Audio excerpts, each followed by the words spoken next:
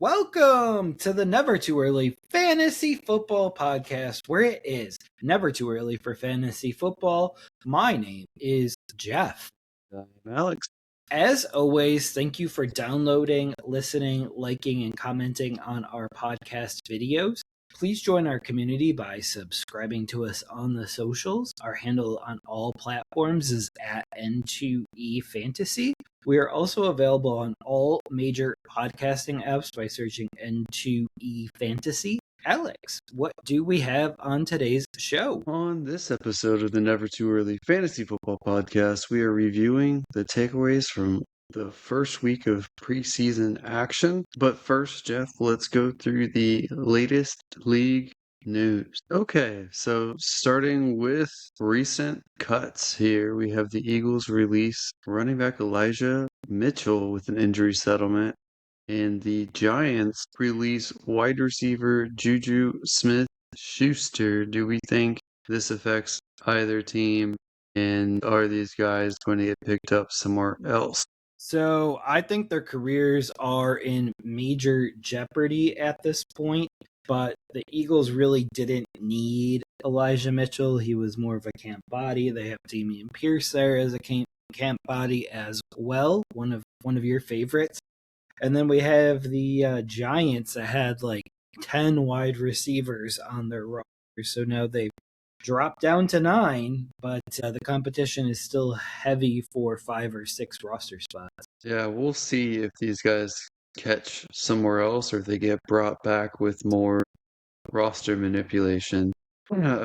Moving on to the AFC East. Patriots extended Hunter Henry, added 2 more years onto his deal. Kind of felt like it was a little underpay. What were the details of this contract, and what do you think of Hunter Henry getting an extension? So Hunter Henry is a bit older of a tight end. So you were saying that he was going to be in the last few years of his deal, and they were looking to replace him. And I believe they actually did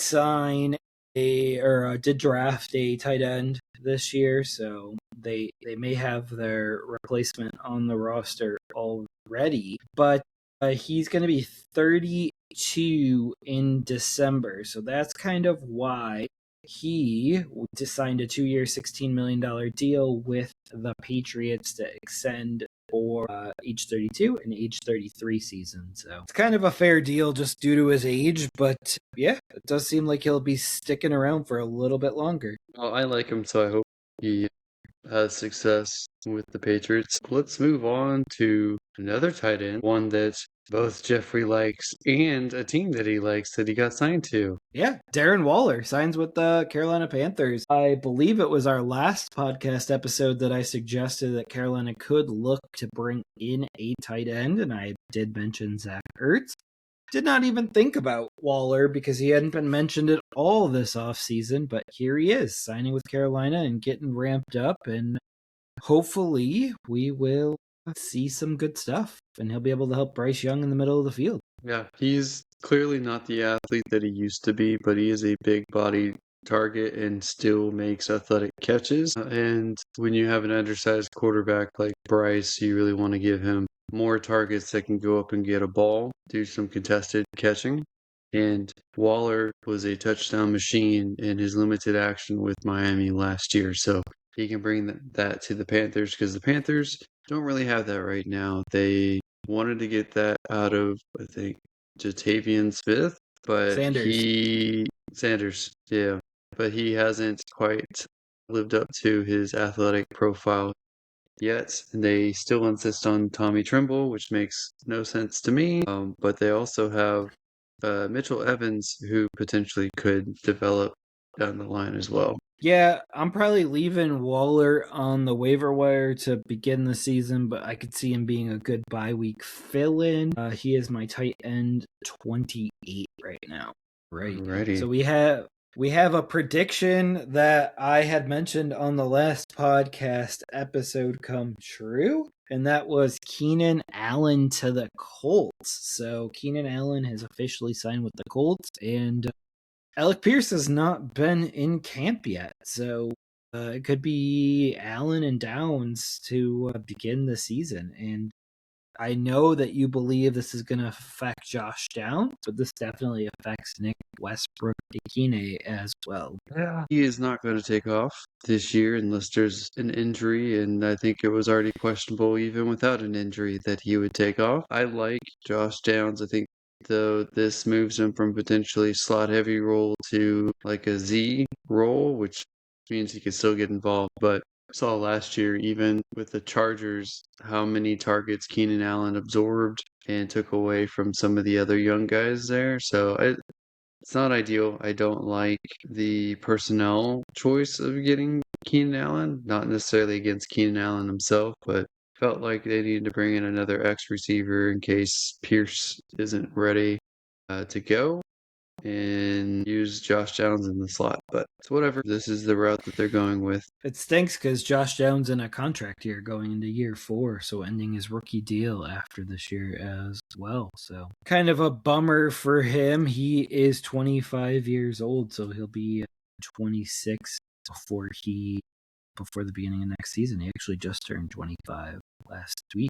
So, all right. And then one last signing here with that roster spot that the Giants cleared up with Juju Smith-Schuster. They bring in another former Steeler, and this time running back, Najee Harris. So where on the depth chart do you expect Mr. Najee to fall? He is going to be a depth piece as a running back, probably in preseason, getting some work in to save Scadaboo, but primarily they want to keep Jackson Dart upright, and he's going to be used in pass protection plays because he would immediately be the best pass protection back that they have, assuming his vision is okay. We still don't have any details on that, so I'm kind of curious how that turns out. But Tyrone Tracy got himself a little bit in the doghouse with a whiffed block that coaching staff was very unhappy with that got Jackson Dart sent to the medical tent, which is not something that they want to happen after last year or ever. Yeah, a preseason medical tent for a quarterback. That feels sacrilegious, but here we are. One game, one visit to the medical tent. Does he get fantasy points for every visit to the medical tent? If anything, it should be negatives, right? But I mean, technically, he's not putting up stats while he's in there, so that's the negative. There you go. All right. So we can hop over to the preseason takeaways for week 1 here. And I can't believe we had a full slate of games over several days. But the first game that kicked off the week was the Bengals and the Lions. For the Bengals side, it looked like Burrow and the starters played 2 series. I believe Burrow actually took a sack in this game as well to begin this preseason. But Jack Endries was one that caught my eye, and I believe he's one to watch for Mike Gesicki's job. So he could be the starting tight end for the Bengals by the end of the year. Any thoughts on Jack Endries? I don't think we know anything about how their tight end room is actually going to shake out, so it's really hard to speculate. It could be injuries. I think he was hurt last year, right? So, or maybe it was all Yeah, he that was was hurt hurt for last all year. of last season. Yeah, so it could be really anyone on this group, but all it shows is that their receiving corps is getting better, both receiver and tight end. Running back room hasn't really changed much. It's pretty much Chase Brown and sprinkled with Samaje Perine at the worst times. Right? You need some Taj Brooks. All right. So, speaking of backup running backs, the thing that I noted from the Lions who did not play any of their starters was Sailors looked good, but he does have an ankle injury that we're going to have to look out for. But with Isaiah Pacheco out, running back Sailors has a shot to carve out a role behind Jahmyr Gibbs. So, just one to watch out for. But it's really hard to learn a lot from a team that does not play their starters. But we can hop over to the Aaron Rodgers Bowl next, and that was the Packers and the Steelers. For the Packers, we had Kyle McCord alert, and he looked really good. And I think there's a possibility that he could get Tyrod Taylor either kicked off the roster or they both could be kept going into the year. Did you see the Kyle McCord play? No, I missed that one. I saw that was doing well though. Yeah, he looked really good.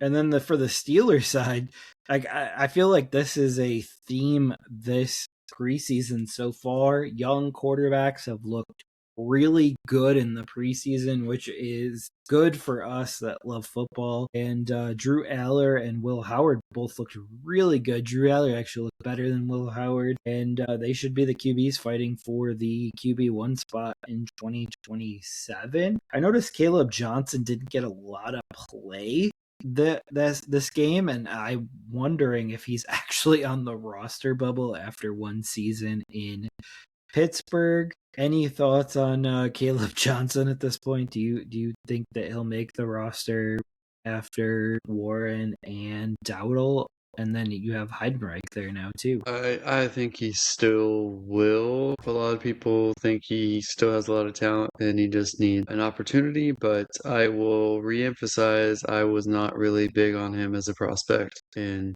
didn't like his running style. And I don't want to say I told you so yet. I want to give him a chance to prove me wrong, but it doesn't look good right now. Yeah, and I noticed their rookie Wetjen.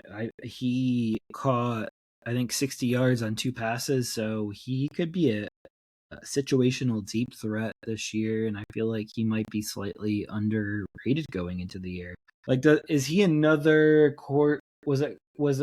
Could be Devin Hester, I guess, at this point. Like, he is going to be their kick returner most likely. So, is he a situational deep threat as well? Yeah, I think they drafted him more as a special teamer, potential punt returner, but he's kind of surprising, flashing on the field in preseason. We have to stipulate one of my newly favorite quotes or references to preseason is a liar. It makes bottom of the depth chart guys look like they could be stars. It makes star players or starters look like they aren't very good when it's just bland vanilla play calling for the starters and mostly backups playing against backups. So let's try to temper excitement and temper dismay with performances as we go through preseason. Basically, we just want people to be healthy. That's fair. That's fair. I just get excited for the young guys to see how coaches use them, and the fact that he was actually getting passes thrown his way when he's probably going to be the starting kick returner and punt returner to begin the year. I felt like that was a pretty big step for him, regardless of performance.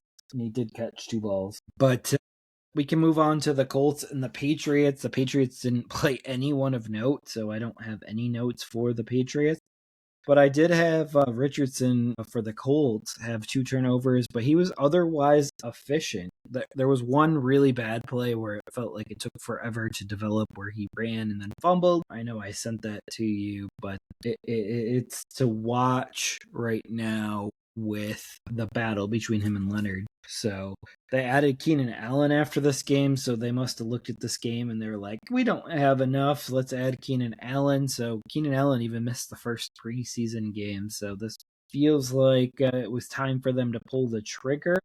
And there was a wide receiver, Mallory, that looked really good as well, especially with Alec Pierce looking iffy for week one. They're going to be looking for guys to catch passes. Alrighty. All right, we can hop over to the Cardinals and the Raiders then. For the Cardinals, Brissett and Minshew looked good versus the Raiders. Back, I believe, injured his ribs. Jeremiah Love looked good, but left with a high ankle sprain, and he is looking at a week one return. And we have Reggie Virgil, who is looking really good this preseason. He could push for the wide receiver 4. So through 2 games, I've actually noticed him in both games so far. Marvin Harrison, 1 catch, 1 beautiful touchdown catch. And Alex, do you believe that we are underrating this Cardinals team? No. I mean, they've got pass catching talent, so they should be able to put up points, but I don't think the coaching is there. I don't think the decision making's there. I don't think the quarterback play is quite there. Captain Junk time, maybe? I'm not sure that the defense is quite there, although the defense has some nice young pieces as well, just not filled out all the way.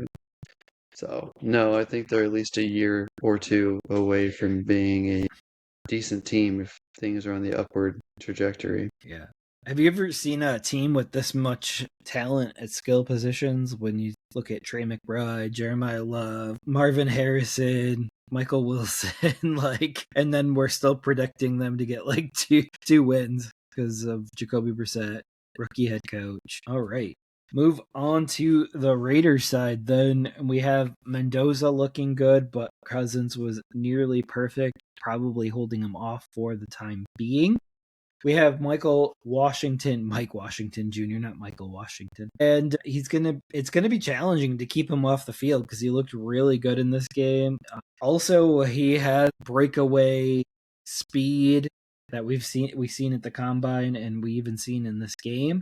And then also we had Michael Mayer with a touchdown catch in this one. Are we underrating Michael Mayer? Is he a possibility to be a fantasy usable tight end on a team that is going to need somebody to catch passes this year? I think the Raiders are a weirdly intriguing team because I think both Cousins and Mendoza are good enough in a Kubiak system to get the chains moving and help this offense moving. Whether or not the offensive line ends up being good enough, I don't know, but I do think that it will be improved with Kubiak. He made Seattle's offensive line much improved when he went there. They've added pieces. Mike Washington is someone that I did like as a prospect, and you know that I liked him as a prospect, and that wanted him to go somewhere else where he could be his own guy and win the starting job because he's not going to win it behind Ashton Genty. But to your point, does he carve out a bigger role than people would expect behind Genty?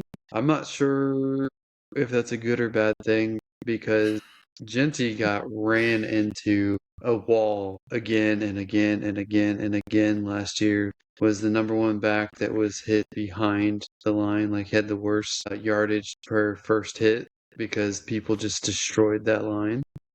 And now that the line's going to be better, has a better OC, has another running back that can truly give him a break. Maybe they can both be efficient spelling each other. I still think Genty's the clear lead guy, but Mike Washington looks very interesting.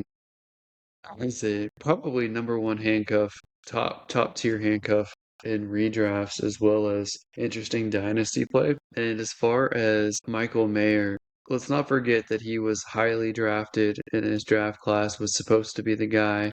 Then they drafted Bowers in the first round later in a different draft. Bowers does have a knee injury that could affect him this year or could get re-aggravated, which would mean Michael Mayer could be more featured in the offense. They could run more 12 personnel with two tight ends and have him involved a lot too. So he is someone to be like a potential backup or bye week fill in or someone to keep an eye on. Like if Bowers goes down, I think Mayer's the guy I'd next want as a pass catcher on this team. Yeah, absolutely. And yeah, I think we're underrating him slightly, but is Genty in Washington a better version of ETN and Bigsby from the Jacksonville days where it was a little annoying that they both were so involved? Was it a better version of that?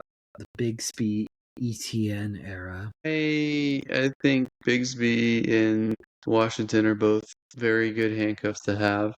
I do think Bigsby is going to be potentially more involved in the Eagles' offense than he was last year, especially with Saquon getting older. Much older than Genty is right now, so that's a big difference. But I do think that Mike Washington is a better caliber running back than Bigsby, if that makes sense. Gotcha. Gotcha. All right. So we can move on to the Chargers and Texans. Chargers and Texans did not play starters in this one, but the Chargers finally beat the Texans. And Trey Lance may have some competition for the backup job. So, what were your thoughts on that one? Did you watch any of this game? Oh, I did, because it was actually on the TV. I don't have the full NFL package, so I didn't get to watch every single game like I'd prefer. And they didn't do preseason red zone, which to me is annoying. But yeah, I watched this one, and the Texans' backups did not look great. They definitely didn't start their better offensive lines. They did start Rutledge, and I did like Rutledge, but Chargers backups were better than the Texans backups offensively, although it took till late in the game to really break out. I like that note that the Chargers finally beat the Texans in a meaningless preseason game. Hey, I will gotta say start the streak somewhere. I was not really impressed with Brennan Thompson for the Chargers. I feel like he was pretty quiet and Mr. Three letter name, the superstar from last year, didn't really show up in this either. Lambert, whatever. He did not look good. Okay. So it sounds like the Chargers have their top 4 receivers on lockdown right now, or top 3, at least, with your boy Trey Harris and Quentin Johnston, who did leave practice this week with a knee injury. So hopefully he can quickly come back from that. And then you have your Yeah, boy, your real boy, Lad Higgins McConkey. Higgins was hurt today as well. So I see man, Noel went down too. yeah, wide receivers are dropping everywhere in the league right now for some reason. Absolutely. All right. We have the Titans and the 49ers up next. And we had Cam Ward look like he was very inefficient. Team may struggle more than thought in year 1 of Salah. So, how are you feeling with Ward seeing his first game action here? I think it's going to take some time for this to shake out, but again, it's the first preseason game, new offensive system. Let's see how it plays out. They did end up winning the game, but yeah, they looked pretty awful in this game altogether because I definitely watched this one as well. Was Well, not and you would think they would good. want to get Tate involved, but Tate had a rough debut with 3 targets and 0 catches. Like you would think they would want to get him an easy completion, start building some confidence there. Well, he's doing great in practice. It's just not good looks in this game. He got banged up this week too, so got to keep an eye on that one as well. Spears outperformed Singleton, so backup job is up for grabs. So that's something to watch. And the 49ers can't afford to play any of their starters at this point, given all of the injuries that they have had. And with the starters not playing, Stribling and Watkins make a case to make the roster out of camp. So Well, I mean, Stripling is the 33rd overall pick, first pick of the second round, so he's going to make the roster. well, And starting lineup for him. he looks like he could be potentially the real deal. He's very athletic. I think he needs some refinement, but the athleticism makes up for a lot of the rough edges. I think if their offense could stay relatively healthy, they're going to be quite potent. I'm not sure about the defensive side yet. Yeah, I've heard that it's pretty bad, so we'll see what the 49ers have this year. They might have to put up some Bengals style numbers on offense, which is good for Brock Purdy and Mike Evans as long as his quadricep doesn't keep barking. All right. Now, a game that I attended. I actually attended a preseason game this past week, the Panthers and the Bills in New Highmark Stadium, the very first game in New Highmark Stadium. The Panthers offense is not quite there yet. It did not look good at all, but they did add Darren Waller, and I know they're trying to figure out the offensive line with their 2 tackles down and out right now. So they do have roughly 3 weeks to figure something out. So hopefully they figure something out because Jonathan Brooks didn't look that good behind the offensive line as well, who did play his first snaps in a year and a half. So interestingly enough. And on the Bills side, they moved the ball so easily. Joe Brady and Josh Allen just click with each other, and DJ Moore should be rising up draft boards. I think he had like 3 catches for 60 yards. So against his former team, the Carolina Panthers, it's going to be involved early and often. But I did watch Josh Allen connect with Shakir, Coleman, and DJ Moore, and Keon Coleman caught the very first touchdown in the new Highmark Stadium. So DJ Moore should be rising up your board there, Alec. Nope, I won't do it. All right. So next game was the Browns and the Bears. Watson looks to have a slight edge on Sanders. And I mean, that's big nothing burger for me because I don't like either of them. I don't really like the offense of the Browns right now. Nothing of note from the Bears from the game, but Monangai does injure his knee in practice, and he's having a little bit of trouble staying healthy this preseason. He should be ready for week 1, but he's going to miss at least a week or two with the knee injury. Feeling better about Swift now? It doesn't change how I rank Swift at all. So Well, you he feeling was better always going to about be the that guy. ranking? I never thought Monangai was a serious threat, so no, it doesn't change anything. Plus, I mean, he won't be out forever, but he does have potential injury holdovers and re-injury risk when he does come back because of the nature of his injury. So that's something that could bother him. So maybe this is the year for Roshan if he's Oh boy. still on the Bears. Yep. He might get cut.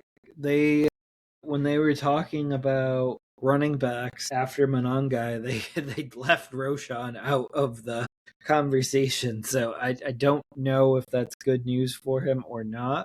But if he does get cut, I know you're going to be pounding the table for the Texans to pick him up. So it'd be a good third back. All right. Let's hop over to the Vikings and Giants.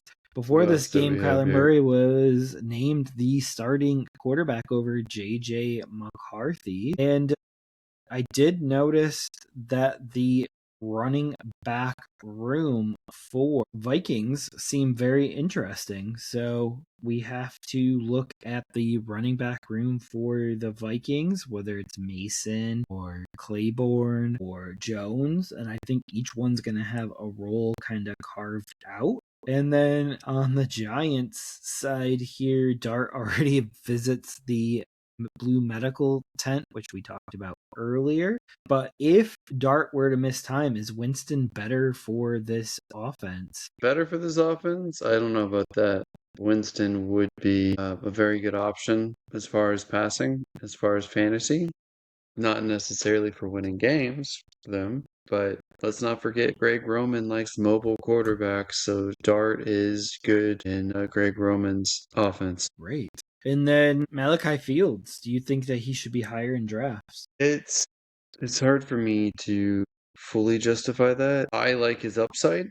Don't necessarily want everyone to rush in and grab him, but I do think he will earn the wide receiver 2 role. I'm not sure about the volume, but he could be an interesting red zone target along with the 2 tight ends that they have. Absolutely. And we can hop over to the next game, the Jaguars and the Saints. Jaguars, nothing of note. Cohen's not risking anyone playing right now. But the Saints, Bud Means doing everything he can to remain on the roster, and Brown does look good with the Tyson injury. Speaking of the Tyson injury, we did learn that he's going to be out for roughly the very first quarter of the season. So 4 to 5 weeks, he's going to be out and with a hamstring injury. Does that surprise you that Jordan Tyson is out? Unfortunately, no, because he had all these soft tissue injuries in college. It's very reminiscent to early Christian Watson. So maybe he can learn from Christian Watson's team how to correct that going forward. Yeah, no, I'm not surprised, but I think stay the course with him. Maybe he falls later in drafts, snatch him, or look on waiver wire for people who end up dropping him at some point, and he could be a league winner when he's back. That is true. Next up, we have the Rams and the Chiefs, and Ty Simpson looked really good. What did you think of Ty Simpson's first action as a starter? I think it went surprisingly well, especially for how complex McVay's offense is in LA. I wonder if it was a tamed version of the playbook or not, but yeah, he looked much better than I thought he would. Absolutely. Speaking of good young quarterbacks, Nussmeier performed well, and I know that you were looking at him. Fields looked all right, but he threw a bunch of screen passes, so I'm not sure how good Fields really is at this point. But what I noticed here as a guy that I went on in all of my dynasty leagues, and that is Emmett Johnson got 12 carries. Does appear that they're ramping up him to be the number 2 to Kenneth Walker. And wide receivers after the top 2 in Kansas City will be very interesting. And Tyquan Thornton actually went down with injury this week as well. So, and I think Xavier's still hurt with his shoulder. So, definitely some question marks. Yeah. I don't like what's going on with their receiver group, but their mid-round rookie seems to be the guy that might end up leading the clubhouse at wide receiver this year. If Worthy doesn't get past his shoulder stuff, if Rice comes back rusty or gets suspended, it's going to be really interesting. Yeah, I agree. So that's a situation to pay attention to. And next up, we have the Eagles Ravens game, and Cole Payton looked better than Tanner McKee and Andy Dalton. No idea how many quarterbacks the Eagles keep coming out of camp because McKee was always the next up. Dalton they traded for, and then they drafted Cole Payton. So I'm kind of confused at what they're doing here. Are they just trying to collect quarterbacks at this juncture? Maybe they're just trying to get creative with a potential succession plan for Hurts and what direction they might want to go with. Agreed there. And the Ravens' young pass catchers see some action with Sarah and Hibner and Lane. They all looked pretty good. So they might have 3 weapons that are ready to contribute in year 1 and 2. Yeah, it doesn't look good for Bateman, does it? Nope. Should be cut. Should be cut at the end of this camp. Well, it probably won't be, but he might not be on the team in 2027. I think that's what they're hoping for. So we'll see. But next up are the Cowboys and the Seahawks. And we had nothing of note from Seattle in this one because they didn't play any starters. But the Cowboys, the backup quarterback and running back jobs appear to be up for grabs. I think it's Joe Milton and Sam Howell competing for the backup quarterback job for the Cowboys. And then you have Jaden Blue and Davis fighting for backup running back job behind Javonte Williams, who has not been the beacon of health in his career. So, any ideas what you would do behind Javonte right now? Jaden Blue, probably. What was that? Louder for the people in the back. Jaden Blue, probably.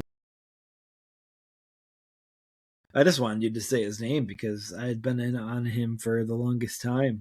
Like he's my new Deuce Vaughn. I feel like they might have one of the weakest running back rooms in the league right now. So Jaden Blue to me should probably be the third running back, but that's just my thought. They could always bring back Miles Sanders. Hmm. You sound so excited. I'd rather trade for James Conner when he's healthy. Roshan Johnson. There you go. Roshan Reclamation Projects. There you go. That's a good team name. Roshan Reclamation. Got to start somewhere. All right. Broncos and Falcons. Starters play except for Knicks, which I don't really understand the logic behind that, but it looked like Stidham got a lot of play in this one. Cortland Sutton made it look very easy in the preseason. As you said, the preseason can be a little bit of a lie, and also people aren't hitting at full strength right now on purpose. And yeah, we'll see if the Broncos can continue to play. Do you know why Bo Nix didn't play that game? No. Yeah, I didn't know either.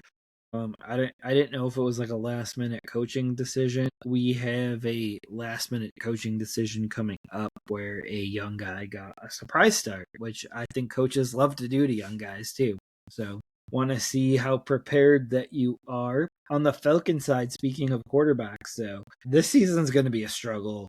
Tua is already a liability for this team. Same thing with Penix. I don't think Penix is going to be much better. So the receivers really aren't that good. What was Stefanski thinking taking this job? They've got a good running back. It's a wide open division. They've got a good number 1 wide receiver. Potentially he could replace the quarterback position at some point, but part of me wonders, is Tua And Penix really worse than Deshaun Watson and Sanders? Because I don't think that they necessarily are worse. So he failed upwards So slightly. he's in a more wide open division, Mm-hmm. better offensive top tier weapons, not necessarily depth. Better weather. Better weather. I think it's a dome stadium.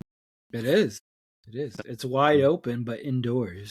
And I don't think that they are necessarily stuck with these quarterbacks like the Browns were with Deshaun Watson's contract. No, and he walked into a team that gave up their first round pick this upcoming year for a defender that got suspended, or the other one that tore his ACL. So I feel like his first season has been very marred. So Yeah, so he's probably going to get a long leash this year because he can point to all the struggles. But regardless, I think it's a better situation than Cleveland, and it's a better city than Cleveland. Sorry, mhm. Clevelandites. They did pay their running back, wide receiver, and tight end this offseason. So I think that some of the pay for those guys was to not lose them in what potentially could be a tough year. So if you have hmm your three locker room leaders paid and at least happy financially, they might be able to weather a season that they otherwise would have had some struggles doing. Well, I mean, you can convince yourself if you squint and turn your head side to side that the Atlanta Falcons could win that division and make the playoffs. I mean, it'd take a lot Nope. of work, but you, man, there. I know you're a Panthers fan, but other people view the Panthers as a bottom dweller this year. The Saints were a bottom dweller last year-ish, and their first round pick is already hurt. We have Emeka Egbuka already hurt for the Bucks. I mean, Yep. there's a lot of things that can go sideways. It's not just Atlanta's top two edge rushers. At least their offense is working, right? Sort of. Yeah, I see Tua is more interested in dancing than ball security and ball placement. Maybe they could reach out to the Eagles and get one of their backup quarterbacks. Dalton, is he a lefty? Or Dalton or McKee. I think No, Dalton is a lefty. Is he? Is he not? I have to confirm this now. No, he's a right-hander. He's just Hmm. the red rifle because yep, he's Andy Dalton. Is that much better than Tua though? I would trade for McKee, to be honest with you. If the Eagles are willing to give him up, if he's not the succession plan. I think that they would be willing to give him up considering that they traded assets to get Andy Dalton. It was a seventh round pick, but I hear you. Gardner Minshew. He might be available because Carson Beck has looked decent. Like I don't understand teams that keep three quarterbacks. So They could trade for Brissett. there you go. How does his new contract? Is his new contract tradable? I guess is the question. Yeah, I don't think it's an issue, to be honest with you. It's not that prohibitive, even at its highest amount. Right, right. Tyrod Taylor could be a free agent if McCord beats out Tyrod Taylor. I mean, So I think they would try to trade him for sure, though. yep. So Dallas has two backup quarterbacks right now. So I mean, there's a lot. What about Sam Howell with the Falcons and just gun it? That would be exciting. Great for fantasy. It would be. I mean, you would probably get a 30-30 season out of Sam Howell because I feel like he's very Jameis Jameis Winston Winston-y? like. Yep. But very Ryan Fitzpatrick y. Like he's my new Ryan Fitzpatrick. So That's fair. yep. I And think of I him think more like Baker Mayfield light, but that still comes off kind of Ryan Fitzpatrick-y. yep. And I think he'll get a starting gig at some point, like a shot to start, like not a full. He'll be a bridge guy, Yeah, might be with the Falcons. maybe next year. All right. Next up, the Dolphins and the Commanders. Malik Willis looked very comfortable in his first start. Cannot believe Echan got 7 carries in a preseason game. Like, especially when they want to run him as much as they want to run him this season. Like, that feels irresponsible because this is already 7 carries taken off of his tread for the season. And Caleb Douglas with the catch of the preseason, but Washington was the most targeted in this one. So be interesting to see how they spread out the ball. And now, as you mentioned, Chris Bell is back too. Yeah, I think Douglas is the nod to potentially be the number one wide receiver there, but Washington could be the possession slash slot receiver there and might get more catches. I would like to see Chris Bell develop, but I think for him it'll be year two, maybe year three, where he could potentially break out and be a featured wide receiver. So I'm also not encouraged about their overall passing game. I think it's going to be very run heavy. And the head coach made it very clear that the wide receivers better block or they will not get the rock. So I think the best run blockers and most willing run blockers are going to get the starts. Okay, that'll be interesting because that's hard to predict and hard to project It unless sure you're at is. Unless you every know. single practice. Yeah, unless you already know their tendencies and their blocking ability. Yeah. But it's hard because three of them are rookies. So a good college blocker doesn't mean a good pro blocker. But Commander side, they could be in the market for a backup if Mariota's injury is more serious than thought with a knee. So that'll be an interesting thing to watch out for, especially Jaden Daniels has been a beacon of health. And then you have Katron Allen with 23 preseason carries. What's your take on a 23 preseason carry night? I think it's might be a record or something. I can't remember. He had a record. Sorry, the record was that none of his were for negative yards. He gained yards on every single one of them, and that was a record. So that's pretty impressive in its own right. I liked Katron Allen as a potential sleeper to eventually take over as the lead back. I do think it's going to be Bill starting the season, but I think Katron will start eating into the role as it progresses. Or maybe he'll just be a solid backup this year and then take over next year. Something along those lines. I do think White would be the pass down back and third down back, but I don't think White will really take too many carries. We'll see. I got him penned as the starter going into the year because the pass catching ability and the pass blocking is gonna be important. So All right. I expect him to be as involved as he was in Tampa Bay.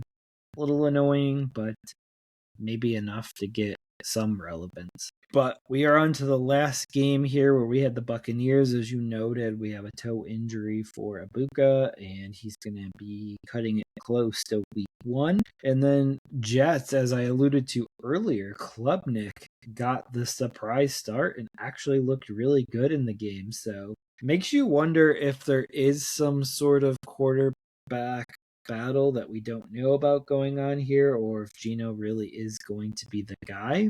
But Braylon Allen showed really well in this one as well, and why he should be the number 2 running back for the team going into the season. And he might be the number 1 to start the season with Brees Hall going down with a minor growing injury that'll probably take him out for a week or two. So he'll be cutting it close for week one as well.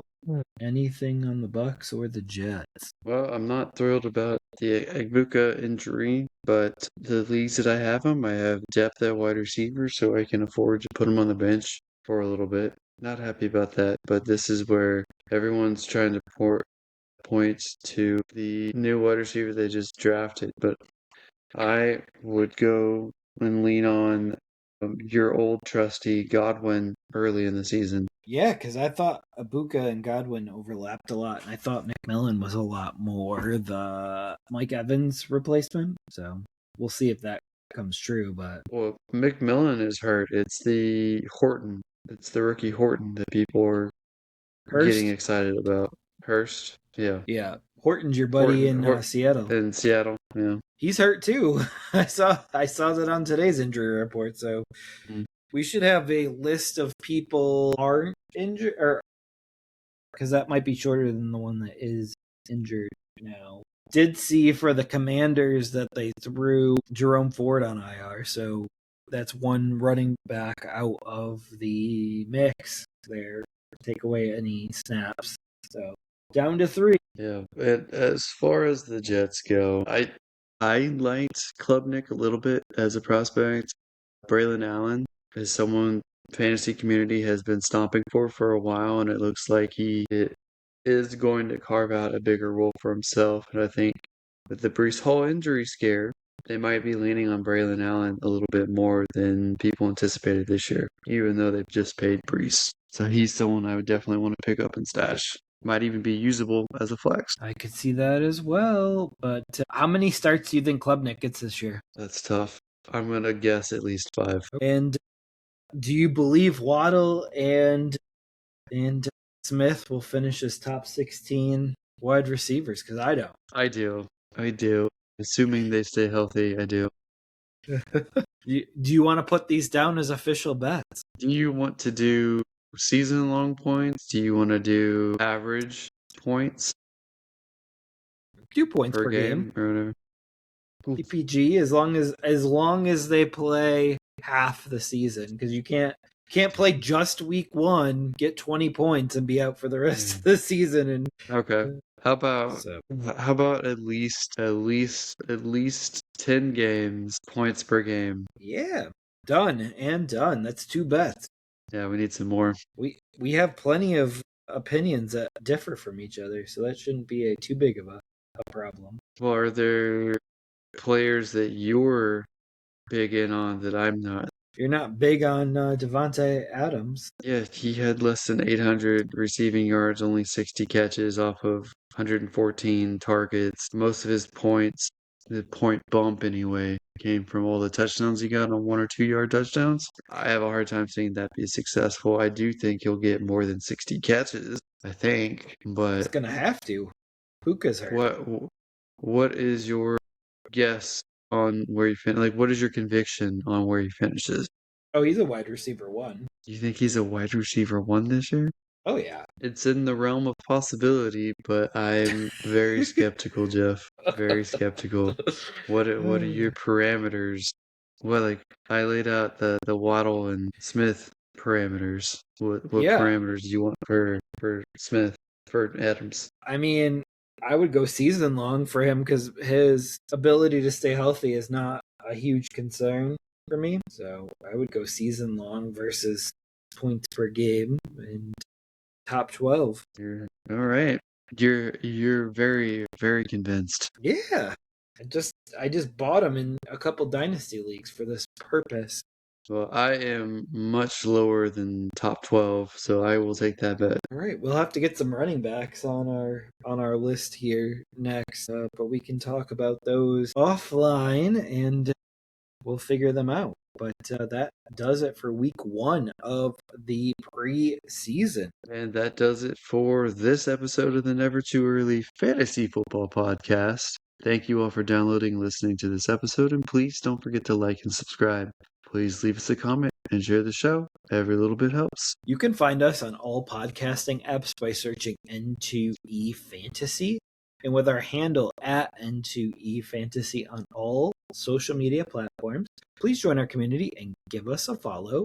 Until next time, take care of yourselves. And remember, it's truly never too early for fantasy football. Thank you again. Everybody.